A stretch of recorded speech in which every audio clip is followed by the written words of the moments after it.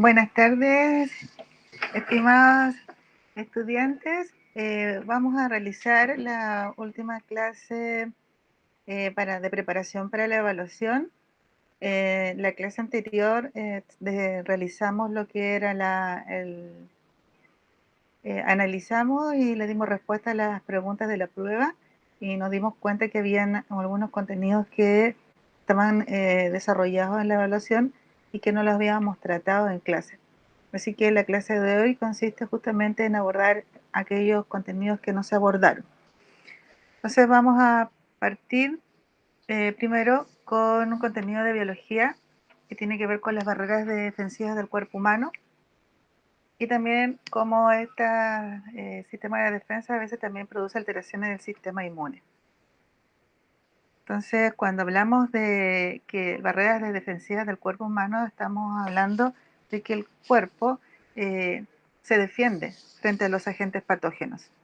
Los agentes patógenos son todos estos tipos de microorganismos que nos pueden producir enfermedades en los seres humanos. Por lo tanto, el mismo cuerpo en sus diferentes sistemas, hay uno de ellos que está encargado de las defensas del cuerpo, que en este caso es el sistema inmunológico. El sistema inmunológico está dividido en tres barreras de defensa: la barrera primaria, la barrera secundaria y la barrera terciaria. Donde encontramos la barrera primaria, que lo que produce primero es que el agente patógeno no logre ingresar al cuerpo. Por lo tanto, son barreras externas, físicas o químicas. Físicas porque son partes de nuestras estructuras del cuerpo que están diseñadas para evitar que entren estos agentes patógenos. Y químicas porque también el cuerpo segrega ciertas sustancias que impiden que este microorganismo entre al cuerpo, como por ejemplo la saliva. También, si el agente patógeno logró ingresar igual al cuerpo humano para lograr producir alguna infección, se activa inmediatamente la barrera secundaria. Antes que todo, la barrera primaria es una respuesta inmunológica innata, es decir, el cuerpo reacciona inmediatamente a defenderlo. ¿Ya? Entonces la barrera primaria es innata. La segunda, la barrera secundaria, también es una barrera innata que cumple con la función de que si el agente patógeno logró ingresar igual al cuerpo, se activa esta segunda barrera donde aparece un agente que es el macrófago, que lo vamos a ver más adelante. Entonces, en esta barrera secundaria, las defensas internas del cuerpo son innatas, pero además no son específicas. Eso quiere decir que el cuerpo se está defendiendo, pero no saben con certeza qué es el microorganismo que lo está atacando. ¿Ya? Si este microorganismo logra ingresar igual al cuerpo y logra pasar la segunda barrera, se activa una tercera barrera de defensa. Esta tercera barrera ya es específica, es decir, en esta barrera ya el cuerpo sabe cuál es el tipo de agente patógeno que está ingresando. Por lo tanto, tiene una respuesta más específica. En este caso, en la barrera terciaria se están activando los linfocitos T y B y los glóbulos blancos que se activan para poder producir una respuesta también inmunológica. ¿Ya?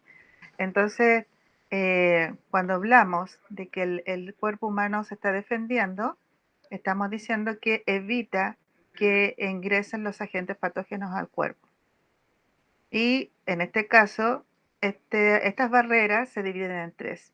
En la primaria, que no es específica e innata y que tiene que ver con todas las cosas externas que el cuerpo produce para que este agente patógeno no ingrese.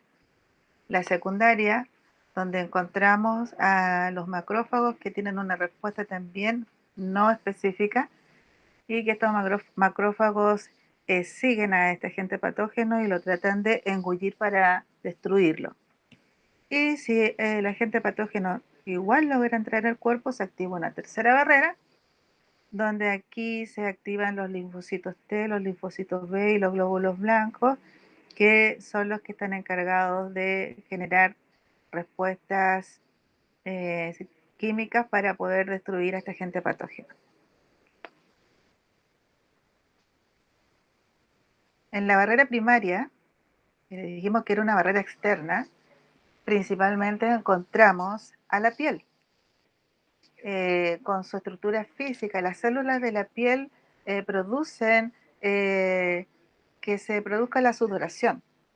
Y esta sudoración produce que este agente patógeno que está ingresando al cuerpo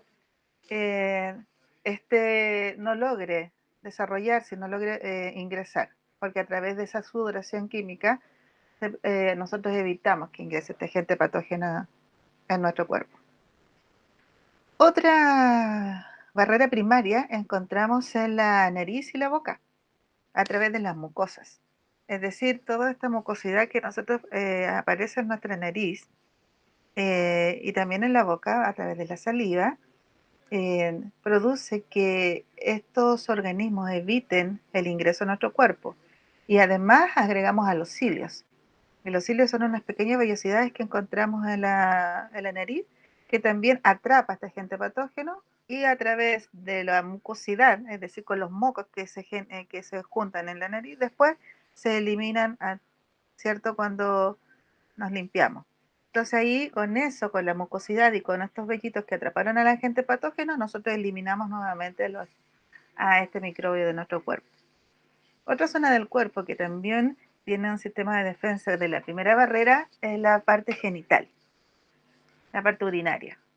Y aquí encontramos, por ejemplo, la mucosidad que se produce en la zona genital femenina, que también esa mucosidad lo que tiene son sustancias que producen que los agentes patógenos no logren tampoco aquí reproducirse en el cuerpo. Y también la acidez que se produce en esta zona también permite que estos agentes patógenos no logren reproducirse. Acá también encontramos a las vellosidades, las vellosidades externas en este caso, los vellos externos también evitan que estos agentes patógenos puedan ingresar al cuerpo. Otra zona que encontramos también tipos de defensa es en nuestro sistema digestivo. Específicamente en el estómago, donde encontramos a los ácidos de los jugos gástricos y a las enzimas que producen también todo el proceso de la digestión. La flora intestinal que está dentro de nuestro estómago es uno de los primeros que evita que estos microbios, estos microorganismos, puedan reproducir en nuestro cuerpo. Por lo tanto, corresponden a la primera barrera de defensa.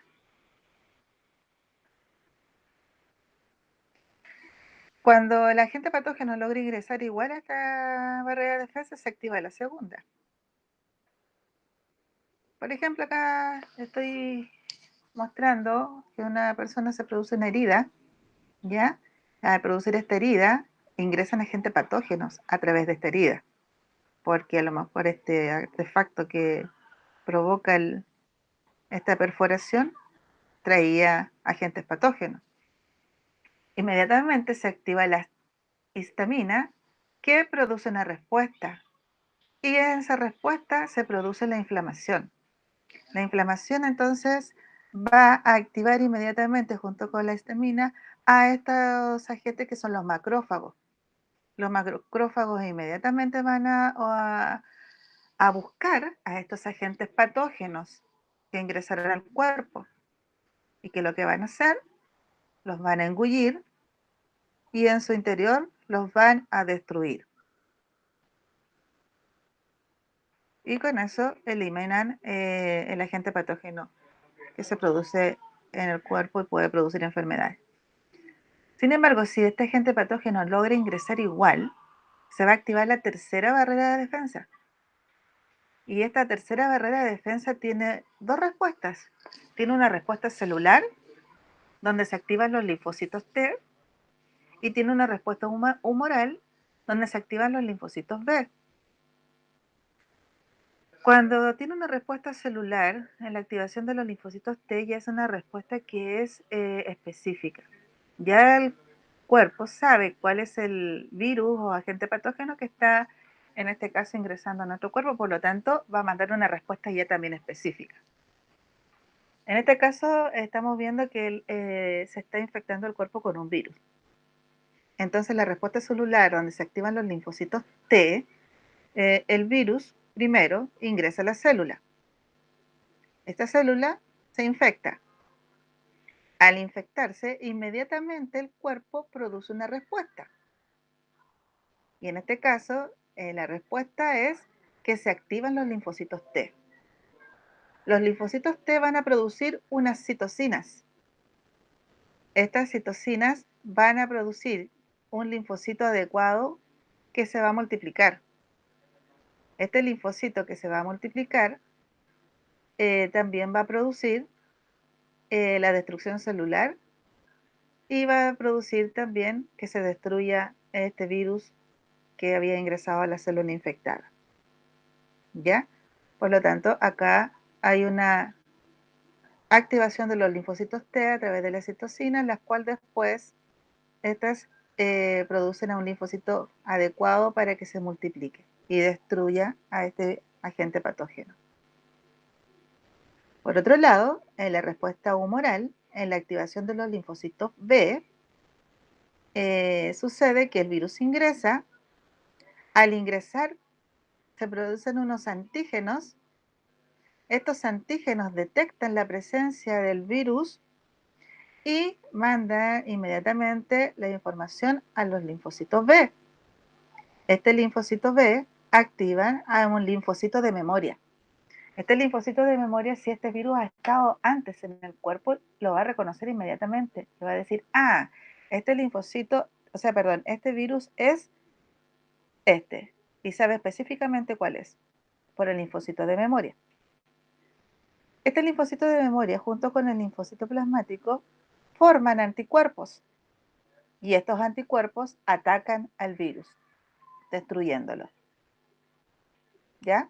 Por lo tanto, encontramos otro tipo de respuesta aquí. Esta respuesta de los linfocitos T y los linfocitos B se producen en la tercera barrera de defensa.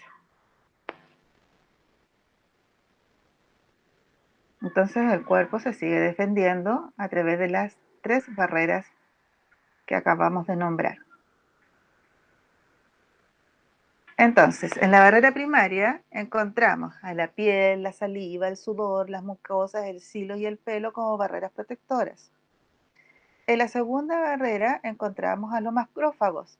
Los macrófagos, a través del proceso de fagocitosis, engullen, en este caso, al agente patógeno, destruyéndolo en su interior. Al digerirlo, lo destruyen y luego lo eliminan hacia el exterior. ¿A través de qué? A través de la fiebre, de la inflamación, para que se activen los macrófagos. Y los macrófagos, cuando engullen a estos agentes patógenos, se produce a través del proceso de la fagocitosis. En la tercera barrera de defensa encontramos la respuesta celular de los linfocitos T y los linfocitos B, donde en los linfocitos se activan las células, ¿cierto?, de memoria, y da una respuesta específica, activando los anticuerpos.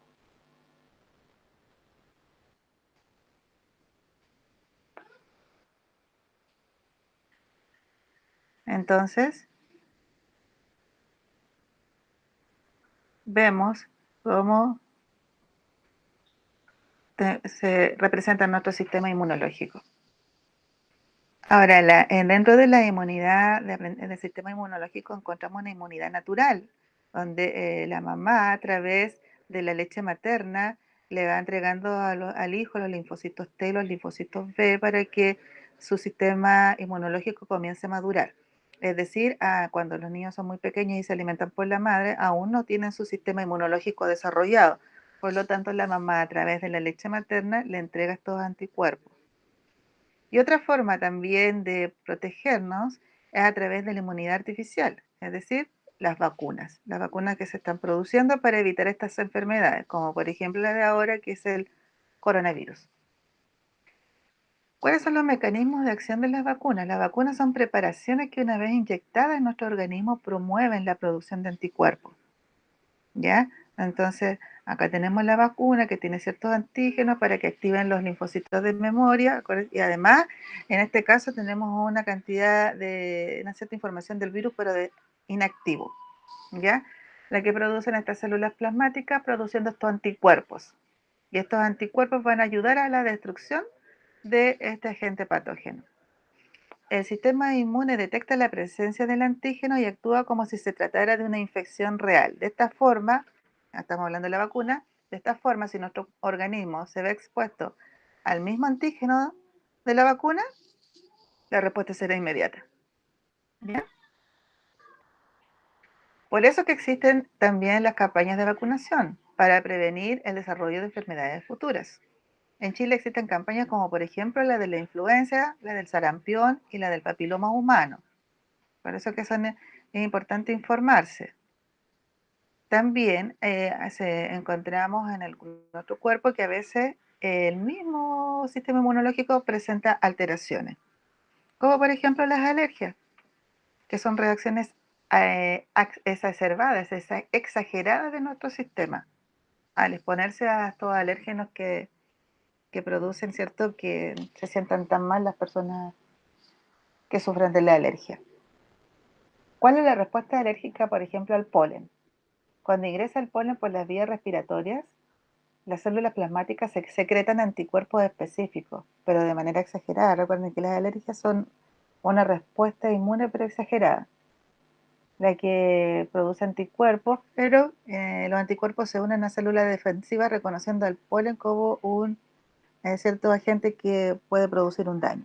Y es por eso que produce esa respuesta y la gente comienza a tener, por ejemplo, se le ponen rojos los ojos, empieza a lagrimear, o también tiene problemas para respirar, o se le mucha mucosidad, etcétera, etcétera.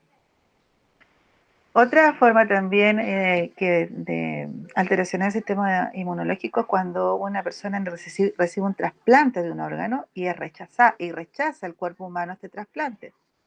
El rechazo a trasplantes, por ejemplo, significa que los trasplantes son procedimientos quirúrgicos en que se sustituye un órgano o tejido dañado por otro sano, siempre y cuando sea compatible. Entonces, si no son compatibles, va a haber un rechazo. Y eso también produce una alteración en el sistema inmunológico. Y también encontramos enfermedades que son autoinmunes, es decir, su propio sistema inmunológico está produciendo, está degenerando, digamos, en la capacidad del cuerpo. Algunas enfermedades autoinmunes se producen cuando el sistema inmune confunde las células del propio cuerpo con células invasoras. No se conocen muy bien sus causas, lo que dificulta aún más el diagnóstico y su tratamiento. Ejemplos de eso son la esclerosis múltiple, enfermedad autoinmune que ataca al cerebro y a la médula espinal, provocando un deterioro de las fibras nerviosas.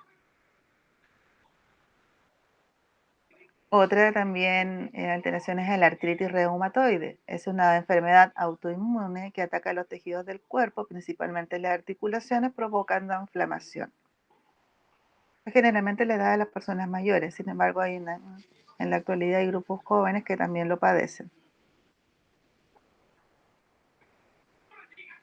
Otra de las enfermedades que se produce, que en este caso no la produce el mismo cuerpo porque se produce a través de una infección, son las inmunodeficiencias.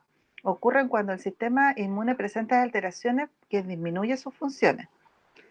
Una de las inmunodeficiencias puede originarse por varias causas, entre ellas el consumo de inmunosupresores o también por el contagio del virus de la inmunodeficiencia humana, que es el VIH, el virus del SIDA, que en etapa avanzada de la infección puede provocar el SIDA. Esta enfermedad origina una disminución de la producción de linfocitos, lo que implica la aparición de múltiples infecciones. Entonces, estuvimos viendo en este repaso la salud humana, las barreras de defensas de nuestro cuerpo, que se defiende de agentes patógenos como lo son los microorganismos y los virus, y que además algunos de ellos producen alteraciones. Y ahí tienen adicionar unos videos para que puedan complementar lo que estamos revisando. Entonces, primero hicimos una revisión a lo que son la unidad de biología, las barreras defensivas de nuestro cuerpo. Vamos a seguir en biología y vamos a continuar con otra unidad que quedó pendiente, porque vimos el sistema hormonal, pero antes del sistema hormonal venía en lo que es el currículum del sistema nervioso, pero como estuvimos trabajando con el currículum priorizado, le dimos prioridad al sistema hormonal. Por lo tanto, ahora vamos a hacer un repaso de lo que es el sistema nervioso y cuál es su adaptación y coordinación.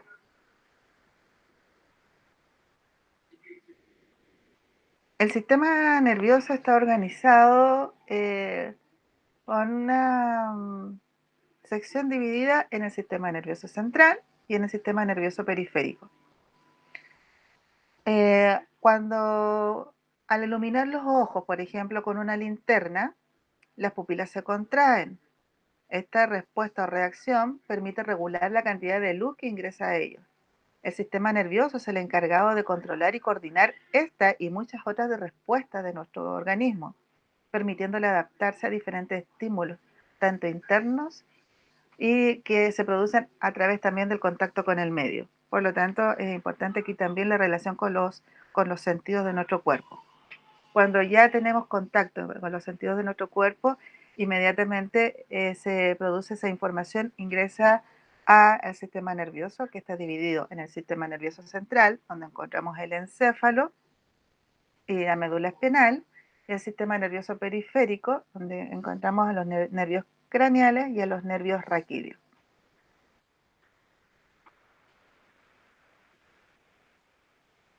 El sistema nervioso tiene tres funciones principales. Una función sensorial, pues capta todos los estímulos del ambiente y del interior del organismo.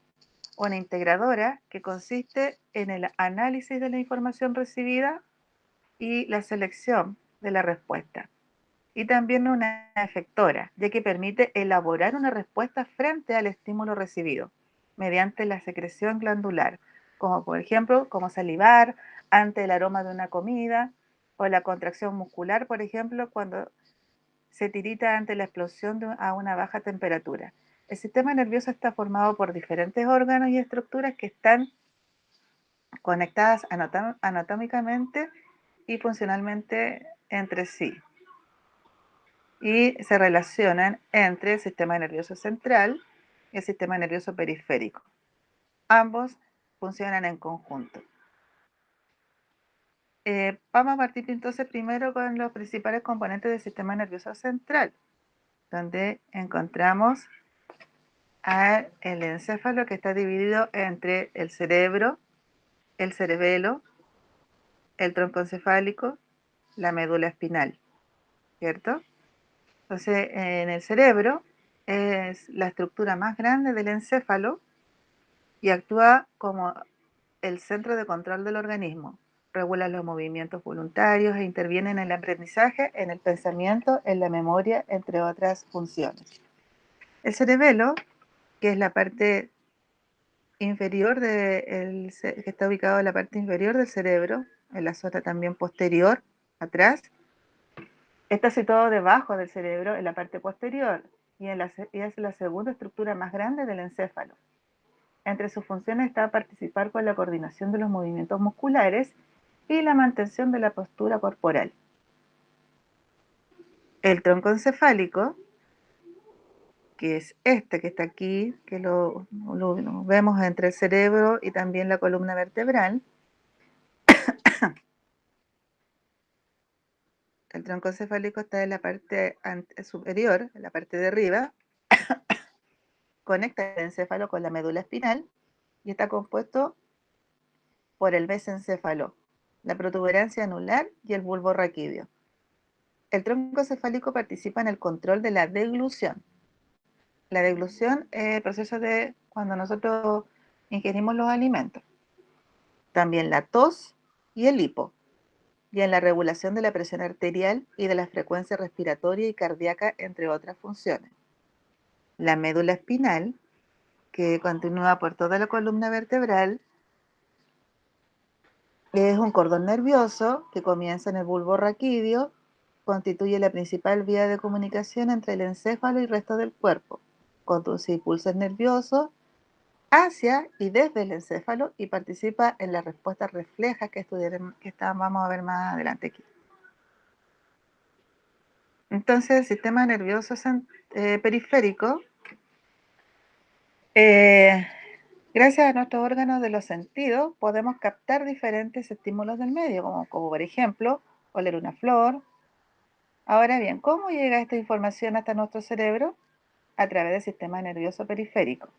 El sistema nervioso periférico está formado por agrupaciones de neuronas que están localizadas fuera del sistema nervioso central, pero conectados a este, y que permiten que el encéfalo y la médula espinal se comuniquen con el resto del cuerpo. Las neuronas son las células del sistema nervioso que reciben, conducen y transmiten información nerviosa. El sistema nervioso periférico presenta una división sensorial que transmite información hacia el sistema nervioso central y una división efectora que conduce información de este hacia los músculos y a las glándulas. La división efectora está compuesta por el sistema nervioso somántico y el sistema nervioso autónomo. El primero controla los movimientos voluntarios, es decir, los músculos esqueléticos, mientras que el segundo regula las respuestas involuntarias, es decir, el corazón, de la musculatura lisa y de las glándulas. El sistema nervioso autónomo está conformado por el sistema nervioso simpático y parasimpático.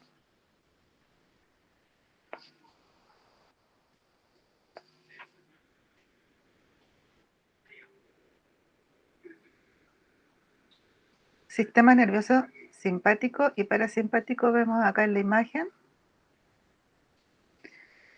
En el sistema nervioso simpático, por ejemplo, la dilatación se produce a través de, por ejemplo, la dilatación de la pupila, la inhibición de la salivación, cuando ya se evita la producción de saliva, el aumento de la frecuencia cardíaca, la relajación de las vías respiratorias, la relajación de la vejiga.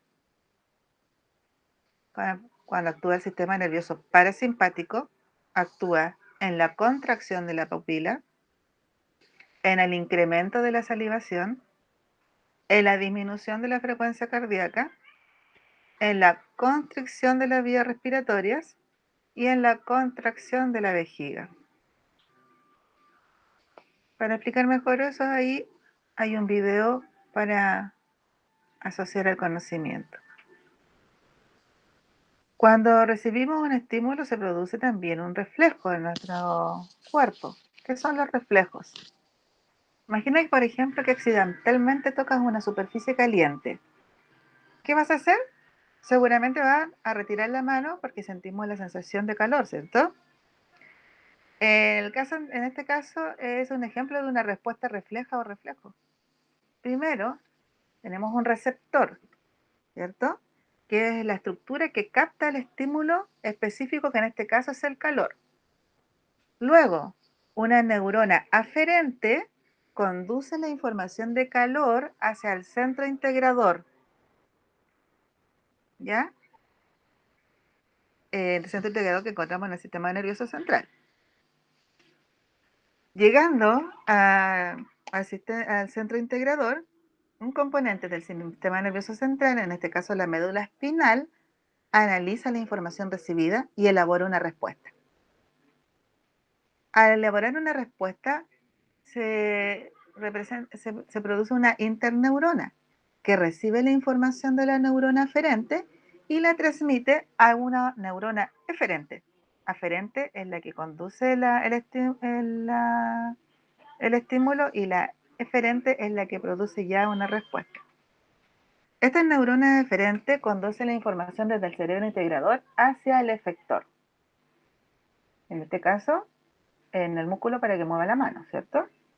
Finalmente, el efector, que es la estructura que ejecuta la respuesta frente al estímulo, puede ser en este caso un músculo y ahí se activa el movimiento para retirar la mano del fuego, ¿cierto? Del calor.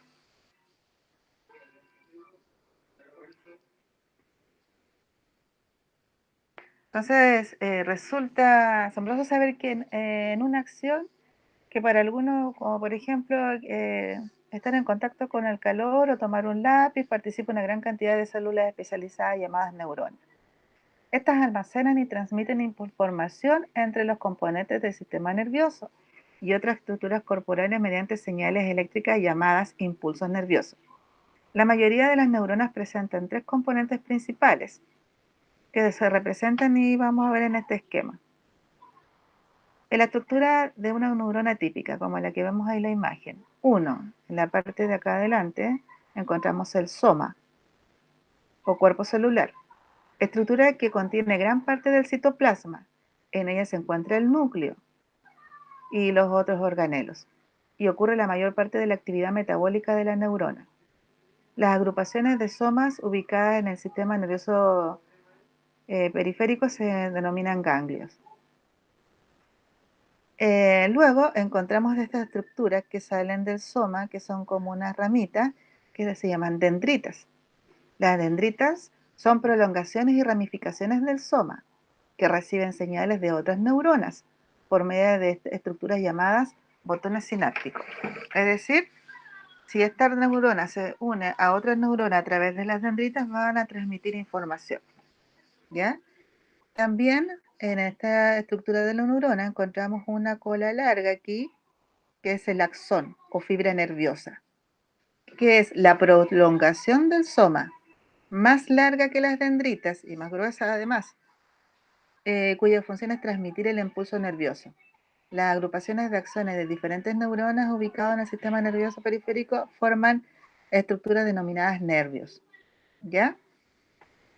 También encontramos acá en el axón que lo envuelve, si se fija, en una cobertura amarilla. Esa cobertura amarilla es una vaina de mielina.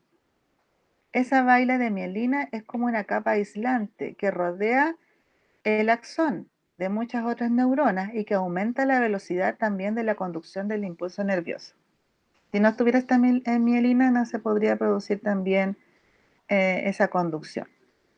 Finalmente, al final, en la cola de la neurona, encontramos la terminal axónica o sináptica, que es un conjunto de ramificaciones terminales que cada una de las cuales termina con protuberancias llamadas botones sinápticos que transmiten señales a otras neuronas también, o células efectores. Tipos de neuronas, según su número de prolongaciones y según su función. Según su número de prolongaciones encontramos neuronas unipolar, que tienen solo una prolongación, bipolares, que tienen dos prolongaciones, multipolares, que presentan un axón único, y varias dendritas que emergen de este soma, como se ven aquí en la imagen acá al lado. Según su función, se encuentran tipos de neuronas que son aferentes, que conducen impulsos nerviosos desde los receptores hacia el sistema nervioso central. También neuronas eferentes, que conducen impulsos nerviosos desde el sistema nervioso central hacia los efectores. Se viene de vuelta ya con la respuesta. El aferente manda la información y el eferente manda la respuesta. De asociación o interneuronas, presentes en el sistema nervioso central, transmiten el impulso nervioso entre las neuronas aferentes y eferentes. ¿Ya?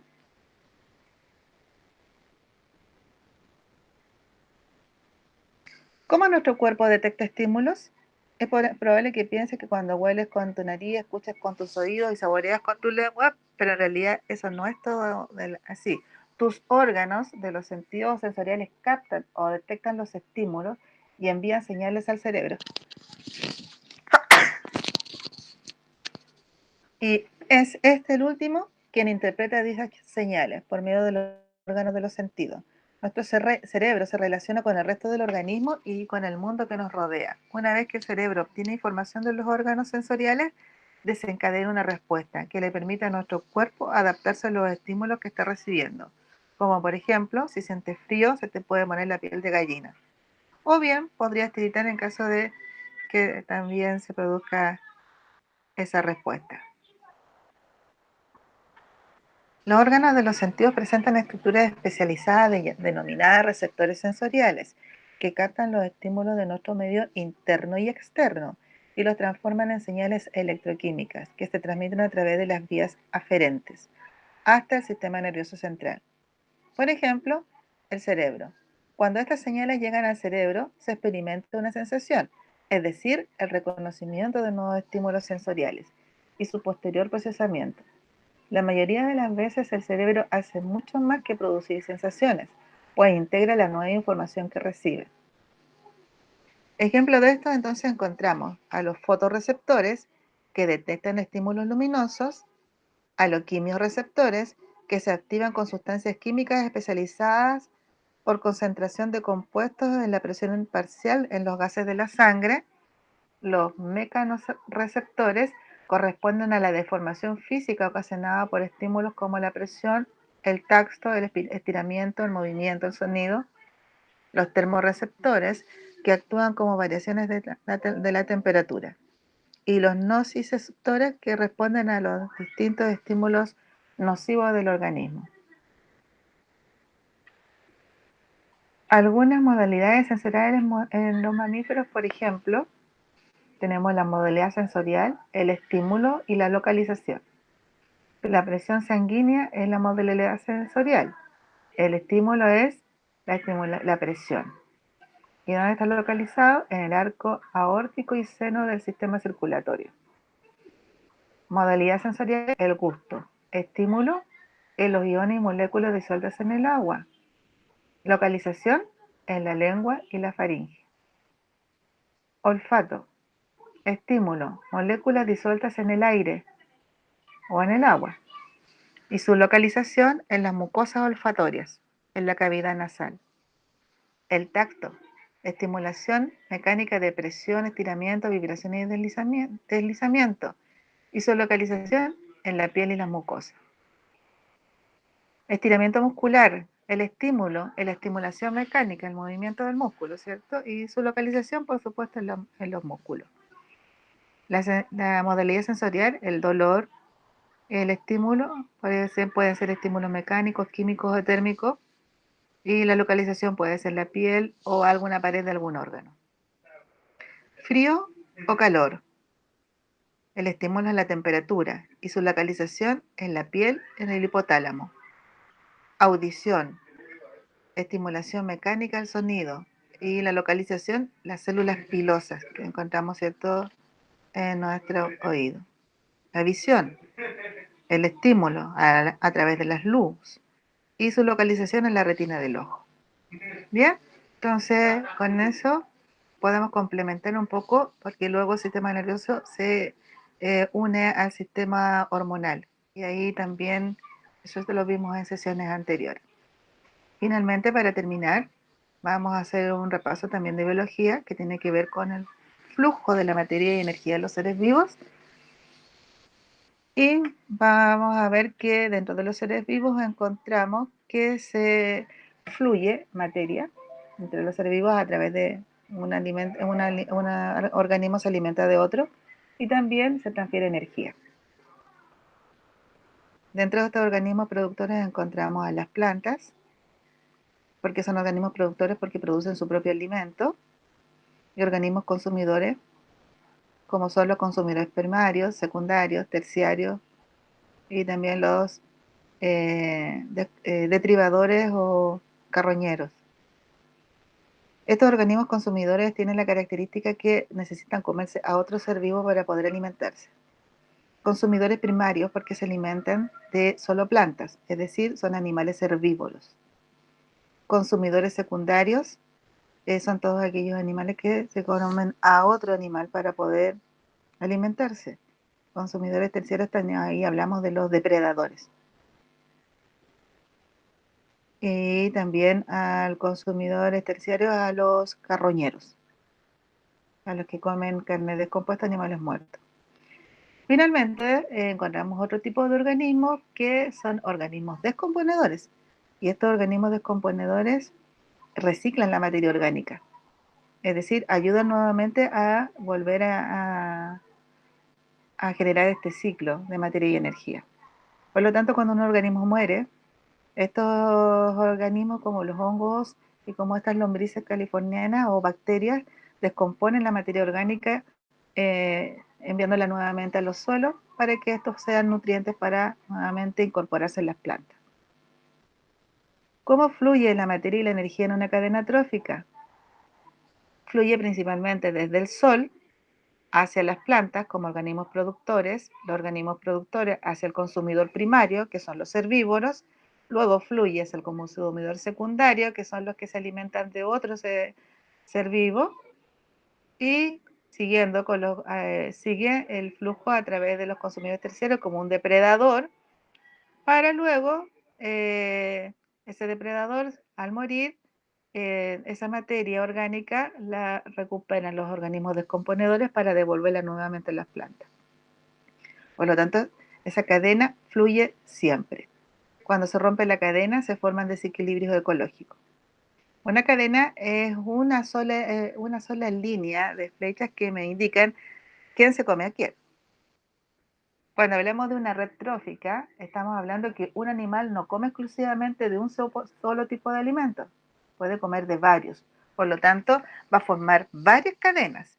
El conjunto de cadenas tróficas forma una red. Por lo tanto, yo para poder leer esta red trófica tengo que ir fijándome en las flechas. Por ejemplo, acá tenemos todos los organismos productores acá abajo. Que luego, si yo sigo la flecha, por ejemplo, aquí la del caracol, voy a decir que el caracol se alimenta, su alimento son las plantas, ¿cierto? Entonces aquí las plantas son alimentos del caracol. El caracol es alimento de esta ave y esta ave es alimento del zorro. Ahí encontré una cadena.